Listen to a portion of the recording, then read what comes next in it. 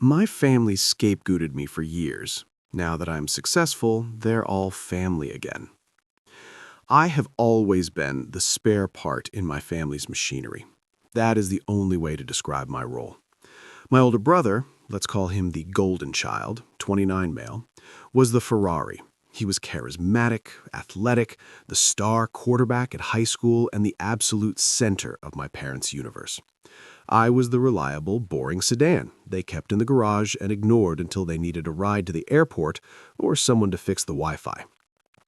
Growing up, the dynamic was textbook toxic. If my brother broke a window playing baseball, it was because I had distracted him by existing in the yard. If I brought home a report card with straight A's, it was expected because I didn't have a social life. If he got a C, the teacher was victimizing him, and my mother was down at the school screaming at the principal the next morning. By the time I hit 18, I realized that no amount of achievement would ever buy their affection. The currency they traded in was narcissism, and I was bankrupt. So, I stopped trying to buy it. I left for college on a partial scholarship, took out loans for the rest, and effectively went low contact. I missed Christmases, I ignored birthdays, I became a ghost. While my brother was partying his way through 3 different majors, fully funded by my parents' retirement savings, I was grinding. I got into software development, specifically focusing on back-end logistics for automated supply chains. It is unsexy, boring work. It involves staring at lines of code for 18 hours a day and drinking too much coffee. But here is the thing about unsexy work. It pays an obscene amount of money if you build something proprietary that solves a headache for billion-dollar shipping companies. Which I did. 2 years ago, I sold my software solutions company. I didn't make buy a private island and disappear money, but I made never work again and live in a luxury penthouse overlooking the city money. We're talking low 8 figures. I told no one, not a soul. To my family, I was still the struggling computer guy living in a crummy apartment in a different state. I wanted it that way. I knew if they smelled blood in the water, the sharks would circle. The silence broke 3 months ago. My mother called me. Not a text, not an email, but a phone call on a Tuesday afternoon. She was crying. She said my father had a health scare and that life was too short to hold grudges. She begged me to come home for a family reconciliation dinner at their house. She sounded broken. She sounded like a mother who actually cared. I knew better. My gut told me to block the number and go back to reading my book on my balcony. But a small, stupid part of me, the 7-year-old boy who just wanted his dad to watch his science fair presentation, wanted to believe them. I wanted to believe that age had softened them. I agreed to go, but I wasn't going in blind. I have resources now. I hired a private investigator to run a comprehensive background check on my parents and my brother just to see what their financial health looked like. If they were fishing for money, I wanted to know why. The PI's report came back 2 days before the dinner. It was a bloodbath. My parents had mortgaged their house, the house I grew up in, to the hilt. They had maxed out every credit card they had. And my brother, he was drowning in gambling debts and a failed crypto investment scheme that looked suspiciously like a pyramid scheme he had tried to run. They weren't calling me for love. They were calling because they were sinking and they needed a lifeboat. I decided to play along. I rented a modest, dented Ford Focus. I wore jeans and a hoodie that looked 5 years old and had a small fray on the sleeve. I parked in the driveway of the home I grew up in, a nice suburban 2-story that looked far shabbier than I remembered. The paint was peeling and the lawn was overgrown. The moment I walked in, the air felt thick.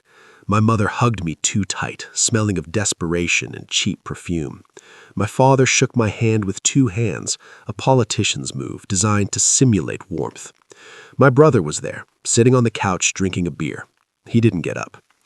"Hey, Squirt," he said. He looked rough, bloated. His eyes were red-shot. "Heard you're still doing the computer thing?" "Yeah," I said, keeping my voice neutral, suppressing the urge to check my watch. "Just scraping by. The market is tough." Dinner was a masterclass in manipulation. Mother made my favorite lasagna. The catch, it was actually my brother's favorite. I'm lactose intolerant, a fact she had conveniently forgotten for 2 decades. I pushed the food around my plate, taking tiny bites and hoping I had my lactase pills in my pocket. They talked about family legacy and sticking together and how much they missed me. Then the pivot happened. The script flipped so fast it almost gave me whiplash. Father cleared his throat, putting his fork down. "Son, we know times are tough for you, but they're tough for us too. Your brother, he's in a bit of a bind, a misunderstanding with some investors." "Investors?" I asked, feigning ignorance. "You mean business partners?" My brother slammed his beer down on the coasterless table. "It's a liquidity issue. I have the assets. They're just tied up in the blockchain. I need bridge capital." "We need $50,000, Mother blurted, her eyes wide and manic. "We know you don't have that kind of cash lying around, but we were hoping you could co-sign a loan. With your clean credit history, assuming you pay your bills, we could get a better rate." "I can't do that," I said, calmly, taking a sip of water. "You won't?" Father's face darkened, the mask of the loving patriarch slipping to reveal the bully underneath. "After everything we did for you, we raised you, we fed you, we put a roof over your head. You raised me because it's legally required. I'm not signing anything. I'm not taking on debt for a crypto scheme." The atmosphere shifted from desperate to hostile instantly. My brother stood up, looming over the table. "You selfish little jerk! You always thought you were better than us." "I'm not signing," I repeated.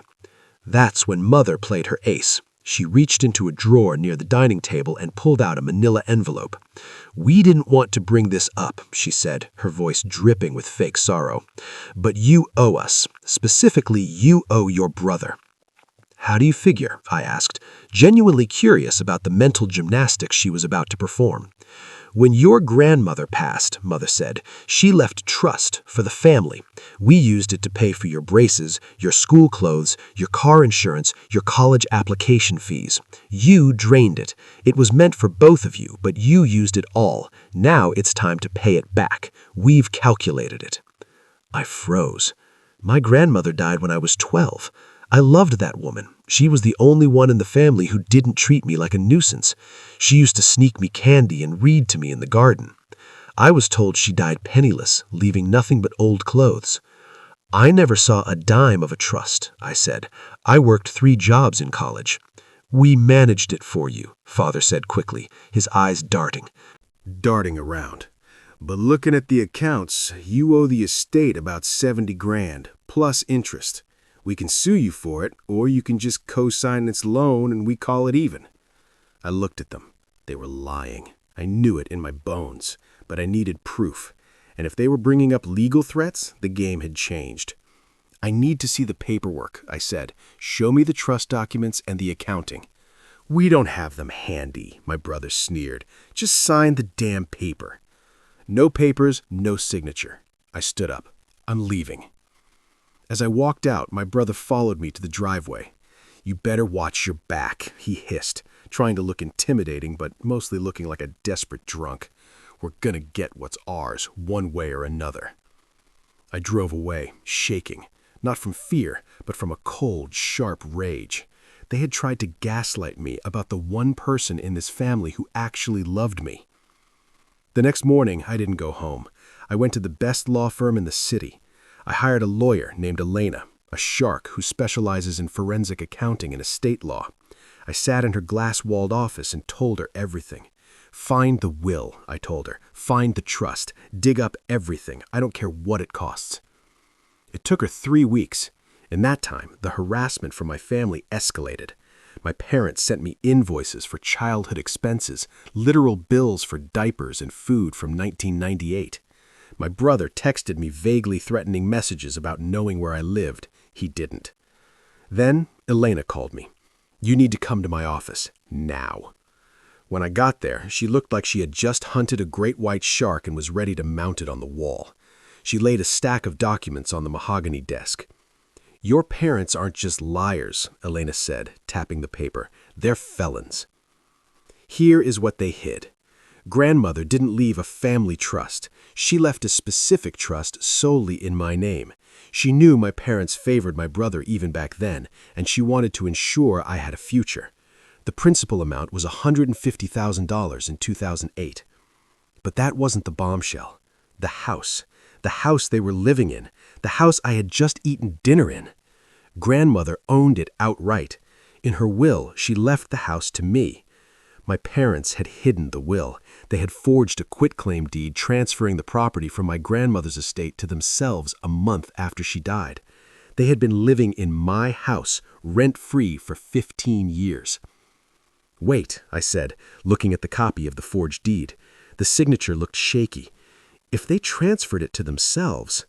"It gets better," Elena smiled, a cold, predatory smile. "Because they forged the deed, the transfer is void from the start. Void from the start. They never owned the house. Which means... the mortgages," I whispered, the realization hitting me like a freight train. "That is bank fraud. That is wire fraud. That is identity theft involving a deceased person." I sat back, stunned. They tried to extort me for $50K, claiming I owed them for a trust they stole, all while sitting in a house that belonged to me. "What do we do?" I asked. "We go nuclear," Elena said. "We file a civil suit to quiet title on the house, restore ownership to you, and we sue for the stolen trust funds plus treble damages for civil theft, and then we let the banks know." We filed the suit. The day they got served must have been chaotic. I wasn't there, but I heard about it. They called me 50 times in an hour. I didn't answer. I just let the voicemail fill up with screaming, crying, and threats. Then came the legal response. They couldn't afford a good lawyer, so they hired a guy who looked like he operated out of a strip mall next to a vape shop. They filed a motion claiming adverse possession, basically squatters' rights. They argued that because they had lived there openly for 15 years and paid the taxes, using money they stole from my trust, ironically, the house was theirs. It was a stupid move. In our state, you cannot claim adverse possession if the original entry was based on fraud or a forged instrument. It's called unclean hands. We moved to the discovery phase. This is where their entitlement really shined. During my mother's deposition, she actually screamed at Elena. "It's my house," she shrieked, her face turning purple. "I'm his mother. He owes me. Everything he has is mine. He doesn't need a house. He has a job." Elena, calm as ice, just adjusted her glasses and asked, "Did you or did you not sign this deed in your deceased mother's name?" Mother refused to answer, invoking the Fifth Amendment. In a criminal case, that protects you. In a civil case, the jury is allowed to infer that you're hiding something. They were sinking, and they knew it. But the villains didn't stop.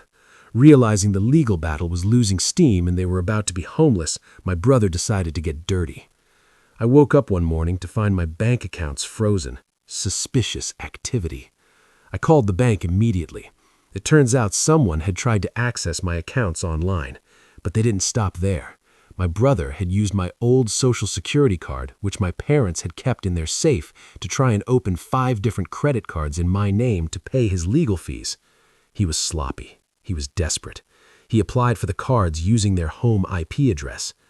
I didn't just call the bank. I called the FBI.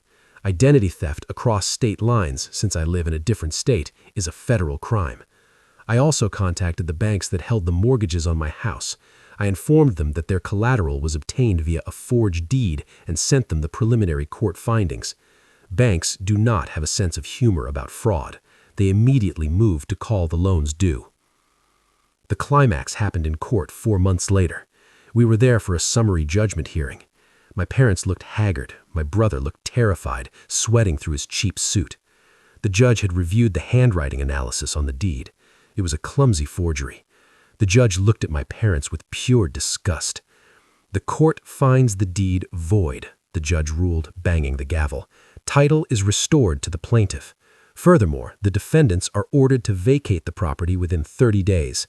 Regarding the trust funds, judgment is entered for the plaintiff in the amount of $450,000, accounting for interest and treble damages for civil theft." My father stood up, his hands shaking. "You can't do this," he shrieked. "We're elderly. This is our home. Where will we go?" "It is not your home," the judge snapped. "It never was. You stole it from your son. You stole his inheritance. Frankly, you're lucky the plaintiff isn't pressing criminal charges for the theft of the trust funds, though I understand the district attorney is reviewing the file regarding the deed fraud." "Oh, but we are pressing charges," Elena interjected smoothly, looking at my brother, "for the identity theft." The color drained from my father's face. My brother looked like he was going to vomit. The aftermath was swift and brutal. I didn't keep the house. It was tainted. I sold it as soon as the eviction was processed. The eviction day was the last time I saw them. I didn't have to be there, but I watched from a car down the street. The sheriff's deputies were there. My parents were screaming, throwing things, calling me every name in the book as they were escorted off the property. They looked Small. Pathetic. My brother wasn't there to help them move. He was already in custody. The FBI had picked him up regarding the bank fraud and identity theft. Because he had previous charges for bad checks that I didn't know about, he wasn't getting bail easily. They left the house with nothing but their clothes and a few boxes. The furniture, sold to pay a fraction of the judgment. The cars, repossessed by the lenders once the fraud unraveled. My parents are now living in a one-bedroom rental in a bad part of town, living off Social Security. Their credit is destroyed. They have pending criminal cases for the deed fraud. The local DA picked it up after the civil ruling because the banks pushed for it. They are facing real time. My brother took a plea deal for the identity theft and wire fraud. He's serving 3 years in federal prison. Last week, I got a letter from my father. No return address, just a postmark from their new town. "We are family. How could you destroy us like this? We only wanted what was best for everyone. You have so much. Why couldn't you share? You are ungrateful and evil. You will burn for this." I didn't feel sad. I didn't feel guilty. I felt clean, like a cancer had been cut out of my life. I took the letter, lit a match, and watched it burn in my sink. Then I went out to the balcony of my penthouse, looked at the city lights, and drank a toast to my grandmother. I used the money from the sale of the house to start a scholarship fund for kids who age out of the foster system, kids who actually need a family and don't have one. I named it after my grandmother. They wanted to scapegoat me. They wanted to sacrifice me to keep their golden boy warm. Instead, they burned down their own house and got trapped in the ash. Sometimes, the spare part is the only thing holding the machine together. When you throw it away, don't be surprised when the whole engine explodes.